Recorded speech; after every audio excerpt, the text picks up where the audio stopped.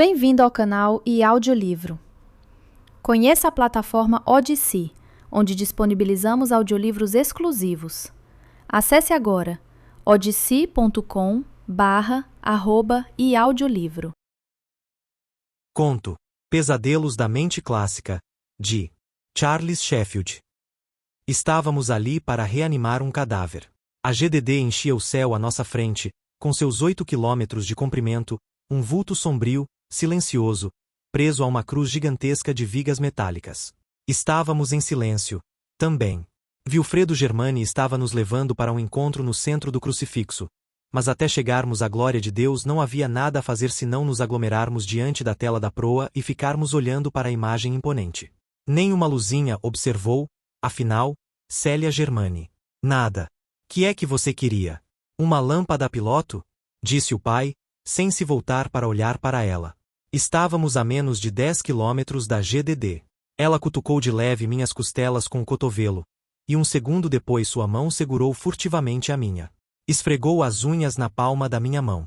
A ideia não é tão absurda assim, observou Malcolm M. Colum. Ele era o quarto membro da tripulação e nosso especialista em sistemas de alimentação. Se a GDD é alimentada por energia solar, talvez ainda haja alguns sistemas funcionando. Pelo menos, espero que haja. Isso facilitará bastante nossa tarefa de ativá-la novamente. Vilfredo Germani não disse mais nada, mas sacudiu a cabeça. Devia ter verificado o estado da glória de Deus antes de escrever a proposta, e se achava que não havia mais energia a bordo, provavelmente estava certo. Entretanto, depois da morte de Thomas Madison, a volta à Terra tinha sido tão caótica e desorganizada que qualquer coisa seria possível. Ninguém sabia ao certo quais as seções que ainda estavam pressurizadas, quais os sistemas de alimentação que haviam permanecido ligados para consumir as reservas ou mesmo se todos os ocupantes da GDD tinham conseguido escapar. Haveria a possibilidade de encontrarmos um corpo ressequido num dos corredores tortuosos da estação? Não comentei com ninguém a respeito dessa última ideia. Como convidado de última hora, o que todos esperavam de mim era que trabalhasse duro e conservasse a boca fechada. O grupo original de exploração deveria ser constituído apenas pelos dois Germani, pai e filha, mais M. Colum e os pilotos do ônibus espacial. Apenas por insistência de Célia o pai havia consentido em me incluir no grupo no último momento. Estávamos cada vez mais perto do convés principal. A planta detalhada da glória de Deus era um segredo bem guardado, mas conhecíamos a disposição geral. O braço maior da cruz tinha 8 quilômetros de comprimento e o braço menor 5 quilômetros. Entretanto, os alojamentos estavam todos em uma esfera de cerca de 300 metros de diâmetro, em uma das extremidades da cruz, e a imagem de Cristo não passava de uma película translúcida estendida sobre uma armação de metal. A finalidade da glória de Deus era causar impacto. Thomas Madison havia projetado todo o sistema com esse objetivo em mente. A GDD estava em órbita polar sincronizada com o Sol, a uma altitude de aproximadamente 800 quilômetros, o que significava que a cruz era visível toda a noite às 9h30, horário nobre, se você quer ser cínico, de qualquer ponto do Terra. Vista da superfície, a GDD era um emblema reluzente no céu, maior que a lua cheia. Conforme a intenção do homem que idealizara o satélite, a vista era deslumbrante. Entretanto, Vilfredo Germani era um físico teórico e não um líder religioso. Estava interessado em outros usos para a GDD e os efeitos visuais não tinham interesse para ele. Durante a aproximação final, parecia cada vez mais nervoso e preocupado. As fundações que financiavam o projeto e as comissões de orçamento do governo consideravam Germani como um homem sociável, simpático, o vendedor de ideias mais lúcido e persuasivo que se poderia imaginar. Não teriam reconhecido o fanático agitado e sombrio que perscrutava ansiosamente a tela de proa. Para ser franco, eu também estava tenso. A GDD tinha sido o lar e criação de Thomas Madison, a mão de Deus, o amigo do povo, o mundo vivo, o grande curador. Thomas Madison, nome de batismo Eric Cravelli, um homem pobre, devasso e revoltado até a idade de 32 anos, quando deixará de vender perfumes e encontrar a verdadeira vocação. Os beneméritos que ofereciam uma contribuição suficiente, 5 milhões de dólares, de acordo com os jornais, mas na verdade a quantia era maior. Eram transportados para a GDD, com direito a uma audiência particular e a um tratamento especial. Esse tratamento incluía visões capazes de deixar o seguidor ainda mais receptivo a novos pedidos de donativos. Tais efeitos especiais jamais haviam sido documentados. Se ainda estavam funcionando, nossa visita podia ser mais emocionante do que Germaine supunha. Atracamos, e isso acabou com nossas especulações. No ônibus espacial, trabalhávamos em mangas de camisa, mas no interior da GDD estaríamos expostos, pelo menos no início, ao vácuo e às temperaturas do espaço aberto. Assim, nós 4 vestimos os trajes espaciais. A despeito de todas as sessões de treinamento, Célia parecia não ter ideia do que fazer e tive que ajudá-la a prender o capacete e selar o traje. O sistema de orientação da GDD ainda estava funcionando, de modo que a imagem de Cristo ficava sempre voltada para a Terra. Era uma imagem limpa, bem feita, a melhor que o dinheiro podia comprar. O convés e os alojamentos ficavam na extremidade oposta, fora das vistas dos habitantes da Terra, e os últimos metros de nossa aproximação haviam revelado uma história bem diferente. A parte traseira da GDD era pouco mais que uma armação metálica, com a esfera dos alojamentos presa ao centro da cruz. Podíamos ver os pontos onde as vigas estavam soldadas umas às outras e o emaranhado de cabos que mantinha a estrutura coesa. Tudo parecia sujo e sombrio, como se estivesse abandonado há milhões de anos.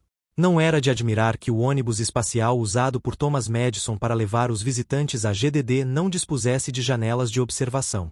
Era típico de Vilfredo Germani que nossa aproximação da GDD tivesse sido televisionada e que seu primeiro ato depois de desembarcar na glória de Deus fosse gravar um pronunciamento em fita para ser transmitido mais tarde para a Terra.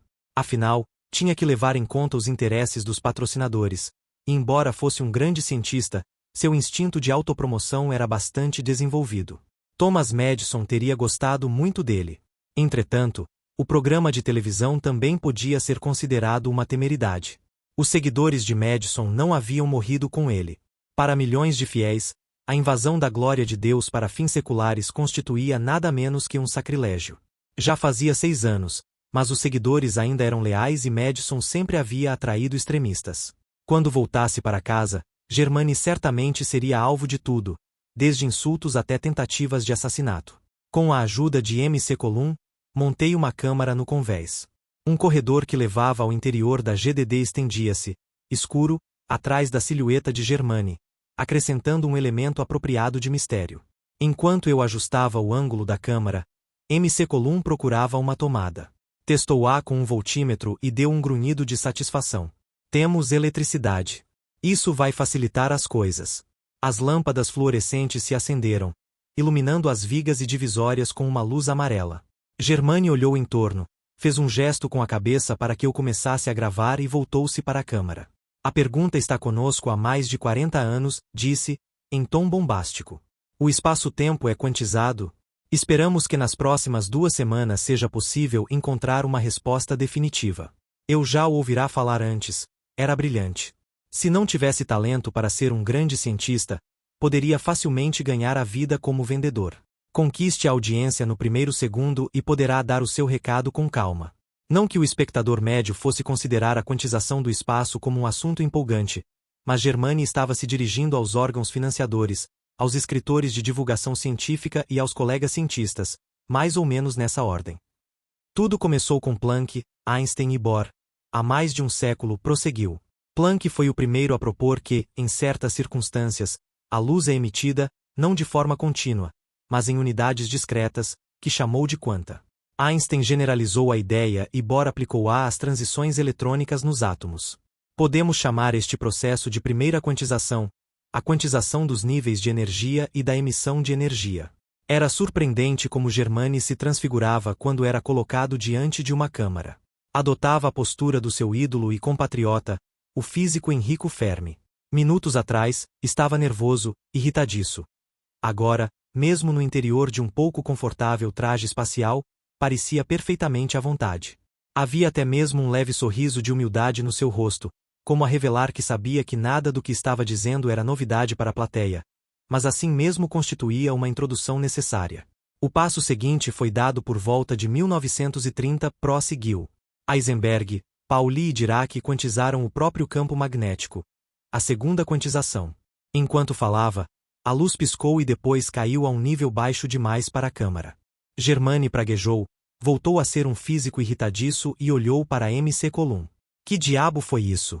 Pensei que tivéssemos energia elétrica. Enquanto falava, as luzes ficaram ainda mais fracas. Ouvi um zumbido estranho nos ouvidos, indução de radiofrequência, na certa. Um brilho azulado encheu o aposento, no interior do qual se formaram letras. A glória de Deus, a glória de Deus, a glória de Deus. Célia exclamou. O que está acontecendo? É parte da rotina de recepção dos visitantes. Eu já estava correndo pelo corredor de entrada, seguido de perto por Malcolm McCollum. O sistema ainda deve estar funcionando. Nós o ativamos quando pousamos no convés. Agora temos que encontrar o centro de controle. McCollum já passava por mim. Qual deles? Perguntou, pelo rádio do traje. Tínhamos chegado a uma bifurcação no corredor. Vamos por aqui. Escolhi um dos corredores e segui-o por 20 metros, até encontrar uma comporta fechada. Este é o acesso ao interior da estação. Vou chamar os outros. Aposto que o sistema de recepção é desligado automaticamente quando o último visitante deixa a câmara. McCollum estava examinando os controles da comporta. Você deve estar certo, Jimmy. Vá em frente. Talvez possa ser mais útil do que eu pensava. Vou dar uma olhada nesta comporta. Se houver uma atmosfera respirável do lado de dentro, será muito mais fácil montar nossa experiência. Enquanto voltava para o convés, pude examinar com mais calma as paredes do corredor. A GDD estava vazia e abandonada há 6 anos, orbitando a Terra como um monumento morto aos sonhos de Madison. Éramos as primeiras pessoas a pôr os pés ali em todo esse tempo, mas depois que as luzes foram acesas, tudo parecia novo e reluzente. A glória de Deus! Quando cheguei ao convés, Germaine se cansará de esperar e havia voltado ao ônibus espacial para supervisionar o descarregamento dos equipamentos necessários para a experiência. Os 7 caixotes flutuavam no espaço. Célia estava abrindo os engradados, um por um, e inspecionando o conteúdo.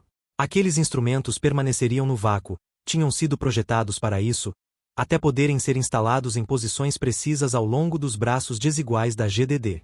Os instrumentos haviam resistido muito bem à viagem.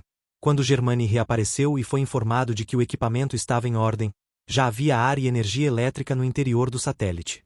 Imediatamente, o chefe do grupo começou a sorrir de novo e a agitar os braços, ansioso para livrar-se do traje espacial. Hora de comemorar.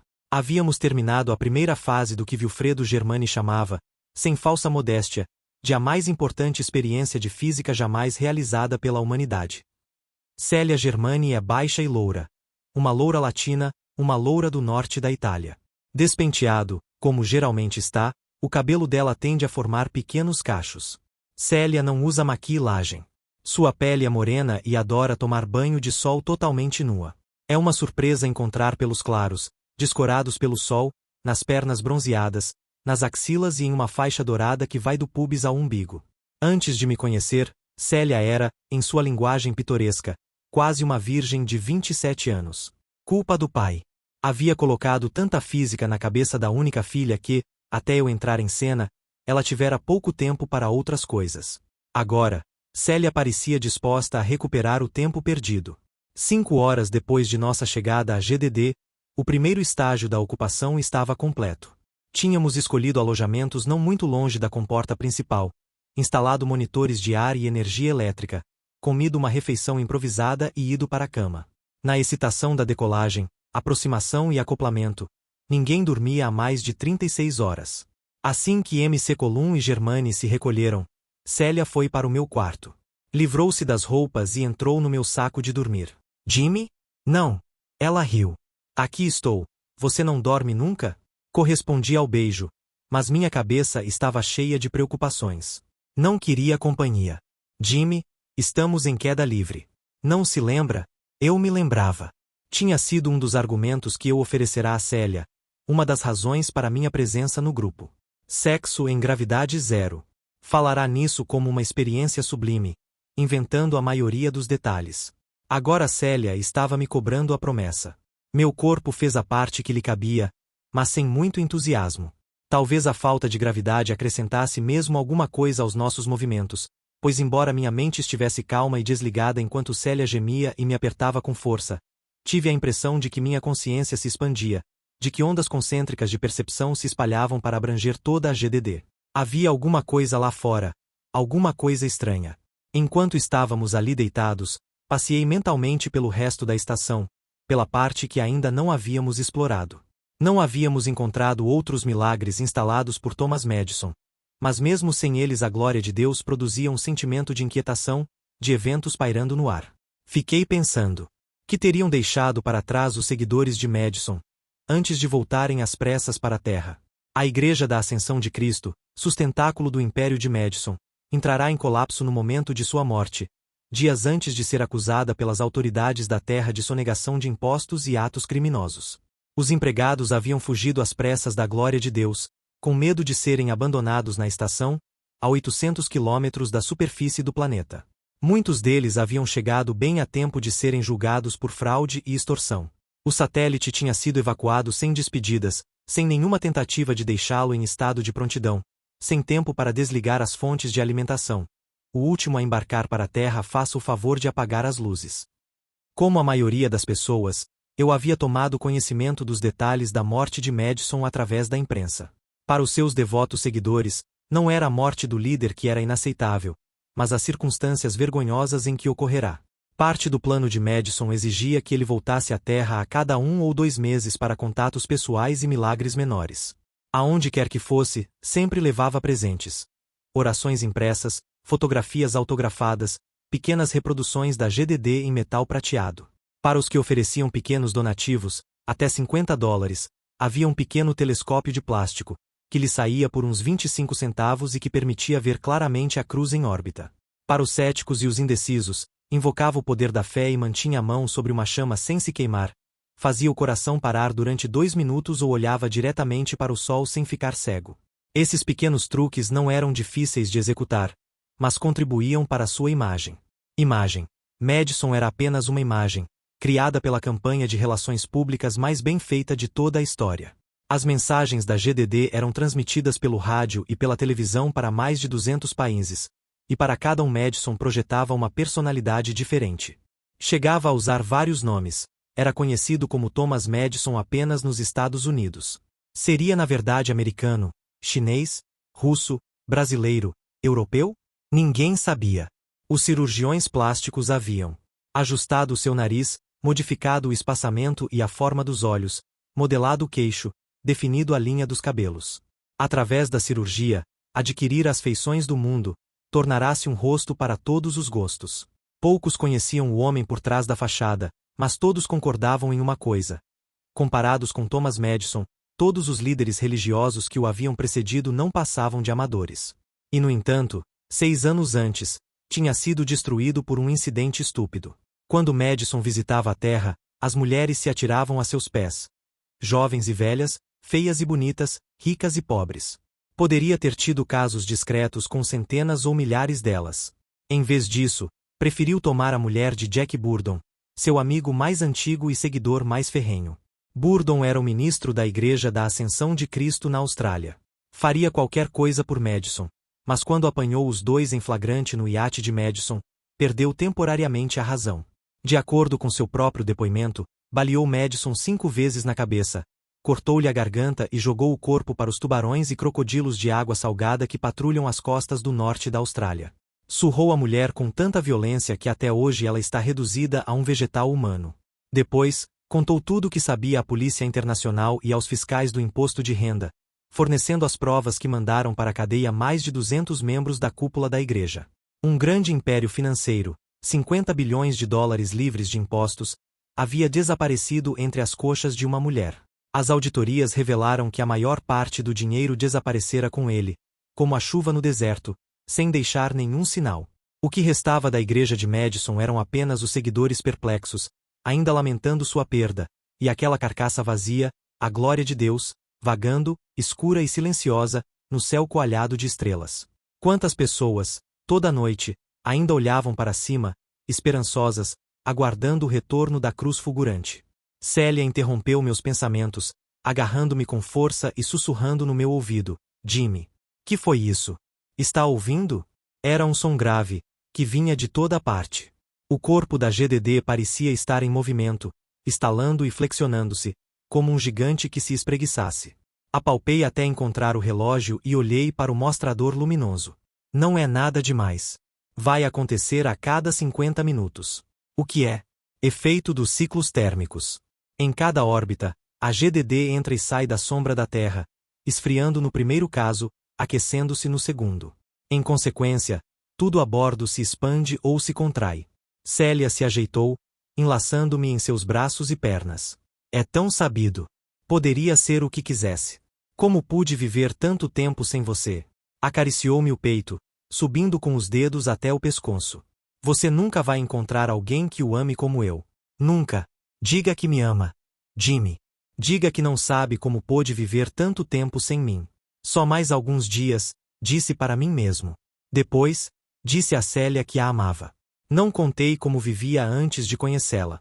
Na manhã seguinte, estávamos preparados para prosseguir com a experiência de Germani. Malcolm M. Colum trabalhava no painel principal de alimentação da GDD, verificando os circuitos. Eu estava com ele, fazendo minha própria análise dos pontos em que havia energia elétrica quando chegamos ao satélite. M. Colum ligou ao circuito a unidade portátil de fusão que havíamos trazido da Terra e fez uma pausa com a mão em uma das chaves. Este seria um bom teste. Se eu ligasse esta chave, toda a GDD se acenderia. 90 megawatts. Só precisamos de metade disso para a experiência. Olhei para o relógio e sacudi a cabeça. Não faça isso, Mac. Estamos do lado escuro. As pessoas lá embaixo teriam uma ideia errada. Ah, ele riu para mim. Até que seria divertido deixar aqueles fanáticos religiosos todos ouriçados. Mas você tem razão, Jimmy. Fique aqui enquanto vou avisar a Germani que estamos prontos. A oportunidade de ficar sozinho veio a calhar. Enquanto M. Colum estava com Wilfredo Germani, confirmei minhas suspeitas. Um quadro de força, totalmente operacional, estava ligado a uma parte oculta da GDD. Havia um setor da estação que era inacessível pelas vias normais. Poderia chegar a ele acompanhando as linhas de alimentação. Não pude prosseguir imediatamente com a investigação. Germani estava ardendo de impaciência e eu e Célia fomos mandados para o lado de fora, para instalar os interferômetros e magnetômetros ao longo dos braços da GDD. A posição de cada sensor era determinada com grande precisão com o auxílio de uma bateria de lasers. O trabalho não exigia raciocínio, mas era preciso ter mão firme e muita concentração. Minhas mãos começaram a tremer. Tinha dormido apenas 1 ou 2 horas. Depois que Célia adormecera, eu havia explorado o interior da GDD, procurando familiarizar-me com a disposição dos alojamentos. Enquanto instalávamos laboriosamente os instrumentos, ela explicou novamente para mim toda a experiência. Entrou em detalhes que eu não teria a menor possibilidade de compreender. Depois de alguns minutos, percebi que estava falando para si própria e não para mim. Já há algum tempo, vinha desconfiando de que, embora Wilfredo Germani fosse o encarregado de divulgar a experiência e levantar fundos para o projeto, as ideias básicas haviam partido de Célia. Fora ela, por exemplo, que planejara o teste decisivo da terceira quantização, isto é, o teste para verificar se a estrutura do espaço-tempo, em vez de ser contínua, era na realidade granular. Não são exatamente grão, estava dizendo Célia. São mais como circuitos fechados no espaço de 12 dimensões. E os circuitos são tão pequenos que não podem ser observados. Os menores sensores de que dispomos são 20 ordens de grandeza maiores do que o que seria necessário. E o princípio de indeterminação garante que a situação não será melhor no futuro. Se não é possível medir o efeito, de que adianta esta experiência? Estamos à procura das consequências. Efeitos residuais. Célia estava olhando para um calibrador de efeito Mosbauer, capaz de determinar a posição de uma rede de magnetômetros com uma precisão de uma parte em 1 quatrilhão. Os circuitos individuais não podem ser observados, mas as interações entre eles produzem efeitos residuais. As coisas não precisam ser observadas diretamente para terem realidade física. Pense nos buracos negros. Pense nos quarks. Pouco depois de conhecer Célia, perguntei-lhe qual a utilidade da teoria de Germani e da experiência proposta por ele. Que interessava o que estava acontecendo, se estava ocorrendo em uma escala 1/6 de vezes menor que o necessário para ser visível. Célia me admoestara, talvez não interesse atualmente, mas daqui a 50 ou 100 anos pode mudar o futuro da humanidade. Não estamos falando de uma experiência banal, compreenda. Isto é muito mais importante que a experiência de Michelson Morley. Estamos investigando a própria natureza do mundo físico. Um dia, o que estamos fazendo fará parte dos livros escolares, ao lado da maçã de Newton e do elevador em queda livre de Einstein. Quando as experiências confirmarem nossa teoria, Teremos matado todos os dragões quânticos com um único golpe. Dragões quânticos. Da forma como Celia os descrevia, os paradoxos da mecânica quântica eram verdadeiros dragões, que destruíam os cientistas com seus dentes afiados e seu bafo escaldante. O gato de Schrödinger, o amigo de Wigner, os mundos paralelos de Everett e Wheeler, a cascata de Chan, o dilema de Ponteira. Os dragões estavam roendo as raízes da árvore da física e ninguém fora capaz de matá-los. Tudo se resumia às mesmas perguntas. Qual era a verdadeira função de onda de um sistema, antes e depois de uma observação? Como era alterada pela observação? Há mais de um século, os cientistas dispunham de métodos matemáticos que permitiam prever os resultados de experiências no domínio quântico. Entretanto, equações empíricas se limitavam a fornecer as respostas corretas, sem esclarecerem muita coisa a respeito da realidade física. Por trás dessas equações estava o vazio, povoado apenas por paradoxos. Se o próprio espaço-tempo fosse quantizado de alguma forma, dizia a teoria de Germani, todos os paradoxos desapareceriam como que por encanto. A teoria também sugeria uma experiência decisiva, e até que essa experiência fosse executada, Vilfredo e Célia Germani não teriam feito mais que propor uma hipótese curiosa. Felizmente, a experiência estava ao alcance da tecnologia moderna. Era preciso, porém, dispor de uma estrutura de grande porte em um ambiente de gravidade quase nula. Só havia um lugar que satisfazia simultaneamente as duas exigências: a GDD. A imprensa encontrou uma certa ironia no fato de que Germani estivesse usando o satélite criado por Thomas Madison para procurar uma verdade que o líder religioso teria condenado. Nas suas pregações, Madison descrevera a ciência como uma ilusão pecaminosa e um instrumento de Satã. Por maior que fosse o seu talento para conseguir fundos, Germani não tinha dinheiro suficiente para comprar a GDD. Ninguém tinha. Depois da morte de Madison, suas rendas foram declaradas sujeitas a impostos e a igreja processada em bilhões de dólares de impostos atrasados. O dinheiro havia desaparecido e os principais líderes estavam na cadeia. Assim, o satélite tinha sido confiscado pelo governo dos Estados Unidos. Entretanto, ninguém sabia o que fazer com ele, já que ficava em uma órbita apropriada para estações automáticas, mas pouco adequada para atividades produtivas. Vilfredo Germani havia procurado o governo com uma proposta atraente. Receberia autorização para usar a GDD e todos os seus equipamentos, gratuitamente, durante 6 meses. O satélite continuaria a ser propriedade do governo e qualquer invenção ou patente que resultasse da experiência seria explorada conjuntamente pelo governo e por Germani. O governo também receberia a metade da quantia paga pelos meios de comunicações pelos direitos de transmissão. Os custos de transporte e instalação dos equipamentos necessários para a experiência correriam por conta de Germani. Do ponto de vista do governo, os riscos financeiros eram nulos. Do nosso ponto de vista, porém, os riscos não eram nada desprezíveis. Teríamos que gerar um gigantesco pulso de energia, confinado e aplicado de uma forma pouco ortodoxa. Germani havia tornado uma coisa bastante clara para mim e para Malcolm McCollum. Uma segunda razão para realizar a experiência no espaço era o fato de que a experiência poderia ter resultados imprevisíveis. A experiência tinha sido programada para começar quando a GDD estivesse sobrevoando os Estados Unidos. Além da nossa transmissão ao vivo, câmaras de televisão em todas as grandes cidades estariam apontadas para cima, na esperança de captar algum resultado visível, e também, suspeitava eu, de documentar um desastre. Afinal, em matéria de notícia, uma experiência de física bem-sucedida não chega nem aos pés de uma calamidade. 2 horas antes do momento previsto para o início da experiência, tivemos provas de que a GDD ainda era capaz de produzir suas próprias surpresas. McCollum estava terminando um ensaio geral, energizando os circuitos. Quando a potência chegou ao valor nominal, todos os sons no interior do satélite, incluindo os produzidos pelos ocupantes, desapareceram subitamente. Naquele silêncio pouco natural, uma voz sussurrante falou em nossos ouvidos, tão baixo que mal dava para entender as palavras. A vingança é minha, disse o Senhor. Os pecadores serão castigados. A vingança é minha. Sabíamos que era a voz gravada de Thomas Madison, assim como sabíamos que o Deus de Thomas Madison era o Deus cruel do Antigo Testamento, o Deus da vingança, do sangue e da justiça implacável. A vingança é minha podia ter sido o lema da igreja, um leitmotiv que estava presente em todo o material de propaganda e em todas as pregações. Madison tornará muito clara a sorte que estava reservada aos incrédulos. Queimariam todos no inferno. Ele descrevia o inferno com detalhes horripilantes, por toda a eternidade, sem esperança de salvação. Curiosamente, este parecia ser um dos maiores atrativos da Igreja da Ascensão de Cristo. Os fiéis mandavam cartas com suas contribuições, propondo novas modalidades de tortura. Os inimigos de Madison o ridicularizavam e denunciavam seus milagres como farsas elaboradas. Simples efeitos especiais.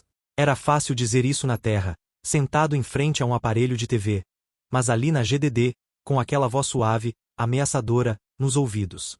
Acho que todos nós ficamos arrepiados antes que MC Colum conseguisse localizar o circuito responsável e desligar a força. Ninguém pensou em adiar a experiência. Estava tudo programado.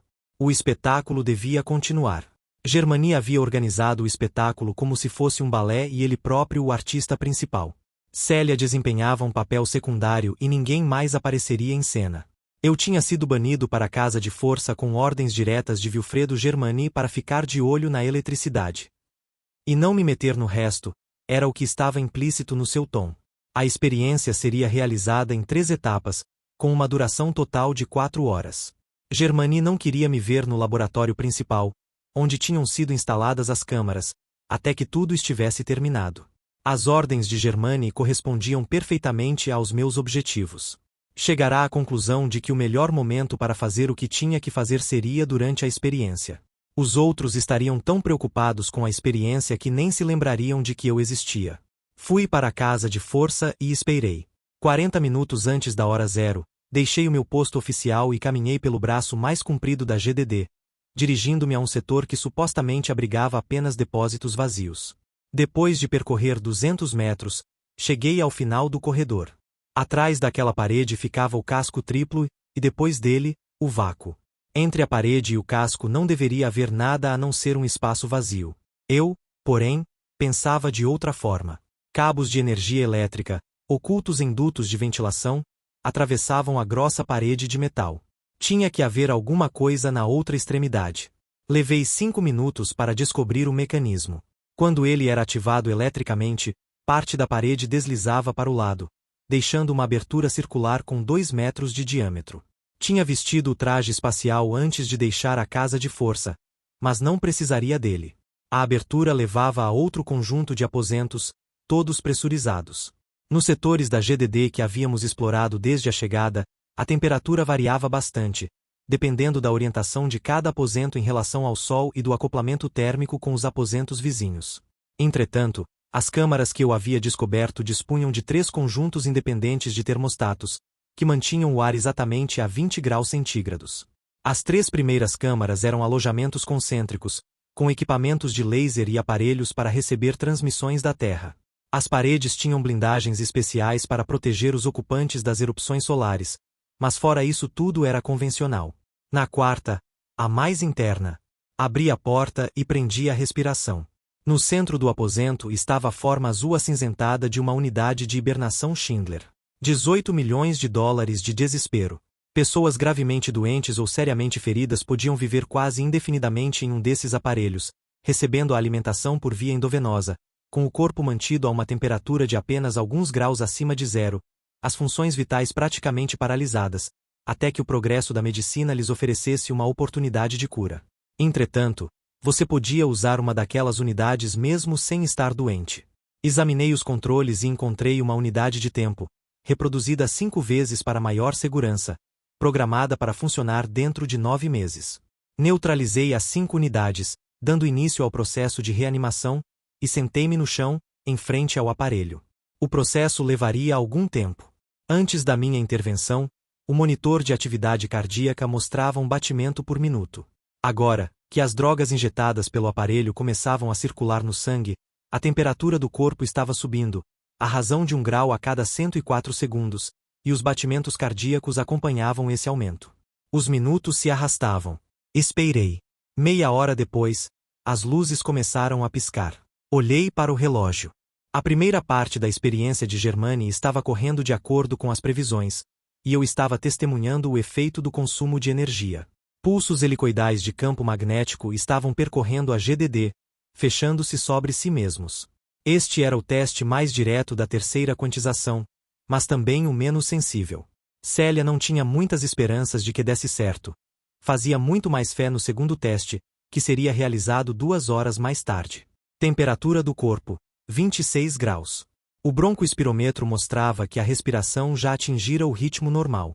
A consciência devia estar voltando ao ocupante da unidade Schindler. Tentei olhar pela pequena janela de plástico que ficava na parte superior do aparelho, mas não consegui ver nada. A pulsação estava em 47. Meu próprio pulso passava de 100. Fechei os olhos e disse para mim mesmo que 3/4 de hora não eram nada comparados com 6 anos. Era a primeira vez que eu via uma unidade Schindler em funcionamento. Quando o ciclo de reanimação terminava, que acontecia a seguir? Não era provável que o paciente fosse ejetado, como um pedaço de pão de uma torradeira, mas tinha medo de abrir a porta cedo demais. Finalmente, ouvi um suspiro vindo do interior, um protesto contra a interrupção do sono. O trinco que ficava na parte da frente fez um barulho. A porta não se abriu, mas agora estava destrancada. Estendi uma mão trêmula e gelada, puxei devagar e um momento depois estava olhando para o rosto espantado de Thomas Madison. Jack? Disse, em tom inseguro, levantando a cabeça alguns centímetros acima da rede que a sustentava. Jack? Repetiu. Jack Barton está morto. Eric, disse eu, bem devagar. Sou eu, Jim. Madison ficou de boca aberta, com a expressão que eu havia esperado anos para ver. Onde estou? Como foi? Podia falar, mas com muita dificuldade. Você está aqui em cima na glória de Deus, Eric. Tudo correu exatamente do jeito que você planejou. Ele estava fazendo o possível para levantar-se, mas ainda estava muito fraco. Forcei-o a deitar-se com uma das mãos. Ele estremeceu e se encolheu para dentro da unidade. E Jack? Que aconteceu com Jack? A vingança é minha, Eric. Lembra-se? Sua frase favorita. Quer saber como consegui encontrá-lo? Ouvi alguns boatos na cadeia. Uma conversa estranha a respeito de ressurreição. Não fazia sentido, não com Thomas Madison morto. Mas nunca encontraram o corpo, não é mesmo? Isso me fez pensar. Foi então que fiquei sabendo que também não haviam encontrado o dinheiro da igreja. Fui falar com Jack assim que saí da prisão e ele me contou tudo o que sabia. Madison balançou a cabeça. Está querendo dizer que ele não falaria? Ah, o bom e leal Jack. Pois está enganado. Precisava apenas de um pouco de persuasão, o mesmo tipo de tratamento que deu à minha mulher. Por que confiou em Jack, Eric, e não em mim? Estava com você há mais tempo do que ele. Madison não podia falar, mas eu conhecia a resposta. O próprio Jack Barton conhecia apenas parte do plano. Quando você planeja alguma coisa desse vulto, quanto menos pessoas estiverem envolvidas, melhor. Jim, eu não podia contar a você. Não vê que tive que manter tudo em segredo. A voz estava voltando, o rosto mostrava um pouco de cor, e com ela vinha uma certa dose de coragem. Estava tudo ruindo por terra, sabe disso tão bem quanto eu. Tínhamos que juntar o que havia sobrado, desaparecer por uns tempos e começar tudo de novo. Mas eu não teria me esquecido de você. Inclinei-me para a frente e apertei-lhe o pescoço, mas não com força suficiente para impedi-lo de respirar. Sei disso, Eric. Conheço os seus planos. Quer que eu repita para você? Jack me contou tudo, quando não tinha mais razões para mentir. Era muito simples. Thomas Madison morto e esquecido, desaparecido durante 7 anos, esperando passar a revolta popular contra a igreja. Jack Barton e alguns outros com dinheiro e recursos suficientes para manter a glória de Deus desabitada. Depois começariam os boatos. Histórias fascinantes, de morte e ressurreição. Depois de exatamente 7 anos, os números são importantes, a glória de Deus, há tanto tempo morta e abandonada, se acenderia no céu noturno. Thomas Madison, ressuscitado a bordo da GDD, transmitiria uma mensagem para todos os povos da terra. O novo amanhecer, disse eu. Essa seria a palavra. E que seria feito com os membros da antiga ordem? Muitos morreram na prisão, como você havia planejado. Um maltratamento especial, pago com os fundos da igreja. Mas você não teria se esquecido do resto de nós, até estarmos todos mortos. Madison não se deu ao trabalho de me desmentir. Olhava de um lado para outro, evitando me encarar. Observei que sua fisionomia havia mudado um pouco. Tinha feito uma nova operação. Receberá traços mais finos, olhos maiores e mais brilhantes, condizentes com a imagem de um profeta renascido. Não teria coragem de fazer mal a você, Jim disse, afinal. Claro que não. Você é meu irmão. Não teria coragem? 5 anos naquela maldita prisão da América do Sul, em companhia dos ratos, dos piolhos e da água contaminada. Apertei-lhe a garganta com mais força. Era para eu morrer lá. Mas somos durões, não somos, nós, os Cravelli? É difícil nos matar com mordidas de rato e lixo podre em vez de comida. Nós sobrevivemos. Ficamos sentados em nossos trapos, pensando. Madison estava perdendo a respiração. Tentou empurrar minhas mãos, sem sucesso. Saí da prisão, Eric, e fiz o que tinha que fazer. Não podia me controlar. Estava apertando cada vez com mais força. Fui falar com Jack Barton. Soube a respeito de Vilfredo Germani. Usei de suborno e bajulação para conquistar a confiança daquele velhote egocêntrico. Trepei com Célia Germani até ela ficar ceguinha. Embora seja cabeluda e suarenta, e eu me diverti mais fodendo com os macacos que me faziam companhia naquela cela de São Paulo. Afinal, consegui chegar aqui. Consegui, Eric. Apesar de tudo. Não teria coragem de me fazer mal? Então também não estou fazendo mal a você. Madison estava morrendo asfixiado. Queria mantê-lo vivo por mais algum tempo, prolongar a sua agonia. Há mais de um ano que pensava nesse momento, saboreando a ideia. Mas não consegui mais me controlar. Quando dei por mim, ele jazia, inerte, na unidade de hibernação Schindler. Olhei para os olhos sem vida e fechei a porta da unidade. Todo o meu ódio me abandonou no momento em que me voltei para deixar o aposento. Foi então que dei com Célia Germani, parada na porta do quarto, olhando para mim. Estava muito pálida, com os olhos fora de foco.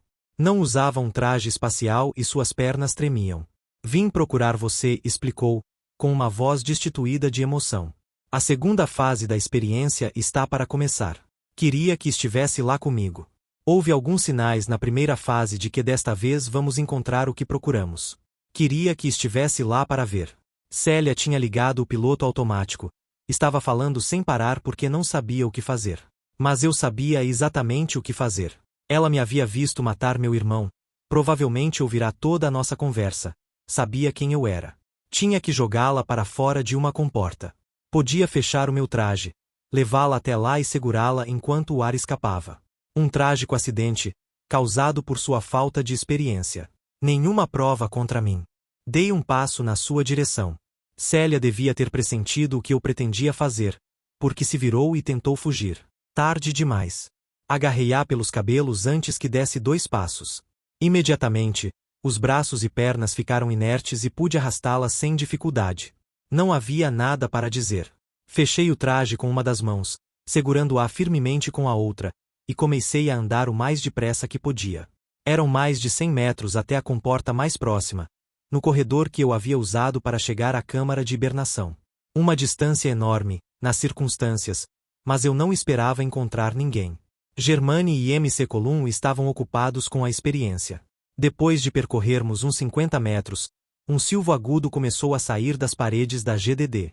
Célia começou a se debater. Fase 2. Exclamou, como se estivesse rezando. Oh, a fase 2. Estávamos perto do local onde a intensidade do campo era máxima. O silvo se tornou um chiado, o chiado um rangido ensurdecedor. Toda a estrutura começou a vibrar. As oscilações continuaram. O perfil das paredes e das vigas se tornou indistinto, como as lâminas de um diapasão. Parei onde estava e apertei Célia com mais força. Mais alguns segundos e a vibração cessou. Entretanto, a imagem de Célia estava fora de foco. Ela se dividiu em 2 vultos indistintos. Um deles se debatia, tentando libertar-se, enquanto o outro pendia dos meus braços, inerte. As 2 imagens se juntaram, tornaram a separar-se. Célia estava livre, correndo pelo corredor. Célia estava nos meus braços, se debatendo. Célia estava mordendo minha mão com força. Célia estava desmaiada. Célia estava me golpeando com uma faca que havia tirado do bolso do uniforme. Célia estava caída no chão, sem sentidos. Célia, vultos e mais vultos. O corredor estava cheio de Celias, correndo, lutando, mordendo, desmaiando, chorando, gritando. Tentei agarrá-las, todas elas. Mas agora eu também estava me dividindo, segurando Célia com 100 mãos, que se tornaram 1000 mãos, que se tornaram uma infinidade incontável de mãos. Senti-me espalhado ao longo de todo o corredor. Desejei que meu corpo, que todos os meus corpos, se voltasse e corresse de volta para o final do corredor. De repente, as celias desapareceram. Afinal, consegui mover-me. Senti uma força estranha quando passei pelo ponto focal do campo e pouco depois estava reduzido novamente a um único corpo. Voltei para a câmara de hibernação e tranquei a porta. Ali estaria seguro. Estaria mesmo? Pelo que eu sabia, o resto da Odd poderia ter sido totalmente destruído pela fase 2 da experiência de Germani. Depois de sentir a realidade desmoronar, fragmentar-se, dissolver-se, era difícil saber o que havia restado. Aproximei-me do receptor de televisão e liguei-o com dedos trêmulos. A tela mostrou um programa de notícias da Terra. Pelo menos aquela parte da GDD estava funcionando. Mudei de canal várias vezes, surpreso com o fato de as estações não estarem transmitindo a experiência ao vivo. Afinal, consegui captar uma notícia a respeito de Vilfredo Germani. O cientista havia acabado de anunciar que pediria permissão do governo para executar algum tipo de experiência na Estação Espacial Glória de Deus. O repórter parecia mais interessado nos protestos dos seguidores de Madison. Aquilo havia acontecido há 9 meses atrás. Eu me lembrava muito bem. No entanto, aqui estava eu, vivo, respirando. Há 9 meses atrás, nem Vilfredo nem Célia Germani me conheciam ainda. Pouco a pouco, comecei a perceber a gravidade da situação. Ninguém sabia que eu estava ali. Estava sozinho na GDD, sem comida nem água. Não conseguiria sobreviver por 9 meses. Não conseguiria sobreviver nem mesmo por um mês. Levariam mais tempo que isso para chegar à GDD, mesmo que montassem uma operação de emergência para resgatar-me. Desliguei o receptor e sentei-me em uma cadeira. Não adiantava entrar em pânico. Havia uma solução e estava ali na câmara comigo. A unidade de hibernação Schindler. Poderia manter-me vivo até que a Terra mandasse um ônibus espacial. Antes, porém, precisava livrar-me do corpo de Eric. Contornei a unidade, examinando-a de perto pela primeira vez desde que havia voltado à câmara. Tive um sobressalto. O sistema estava funcionando. O monitor indicava 40 pulsações por minuto. Temperatura do corpo, 20 graus. Respiração lenta, mas regular. Eu pensava que havia matado Eric. Tinha certeza de que o havia matado. No entanto, meu irmão voltará dos mortos. A vingança é minha. Um arrepio me percorreu o corpo. Depois de um momento, voltei a pensar racionalmente. Devia haver ainda um resto de vida em Eric quando eu fechará a porta do aparelho, e a unidade de hibernação havia feito o que tinha sido projetada para fazer com um ocupante doente. Tomar os passos necessários para sua sobrevivência. Minha hesitação não durou mais que um momento. O que havia feito uma vez, poderia fazer de novo. Desta vez, com mais cuidado. Eric teria que morrer. Ação. Agarrei a porta e abri o trinco, observando a mensagem de advertência. A abertura prematura pode pôr em risco a vida do ocupante, que apareceu em um mostrador. Os monitores da unidade entraram em atividade febril, tentando de todas as formas possíveis manter a vida que havia no interior. Ignorei as mensagens e as leituras dos sensores. Se a coisa se resumisse a uma luta entre mim e a unidade de hibernação, minha vitória era certa. Conhecia mais caminhos para a morte do que ela conhecia para a vida. Abri a porta com um puxão. Nesse instante me ocorreu que a razão pela qual Eric estava vivo era que eu ainda não o havia matado. A ideia me fez rir. Se a experiência de Germani me havia feito voltar 9 meses no tempo, Eric ainda estava vivo. Isso, porém, podia ser consertado. Olhei para o interior da unidade. Foi então que me dei conta de que não podia agir. Percebi que não podia vencer. A realidade não era tão simples quanto eu pensava. Não podia vencer. Não posso vencer, por mais tempo que ficar aqui, faça o que fizer no interior desta câmara. Os dragões quânticos, os dedos monstruosos que fazem em pedaços o tecido da realidade, são muito complexos. Eles já venceram. Thomas Madison, o profeta que eu e Eric criamos juntos, não existe mais. Durante muito tempo debatemos o assunto. Seria ele a encarnação das nossas ideias, ou seria eu? A questão foi decidida pelo mais simples dos eventos aleatórios. Jogamos uma moeda para o ar. Eric tornou-se Thomas Madison. Aquele Thomas Madison não existe mais. E Eric pode estar morto, ou talvez nunca tenha existido neste universo. Mas conheço muito bem o rosto daquele homem que dorme pacificamente no tanque de hibernação. É o meu próprio rosto. Fim do conto. Contribua com o canal para que possamos continuar produzindo audiolivros. Doe em livepix.gg/eaudiolivro.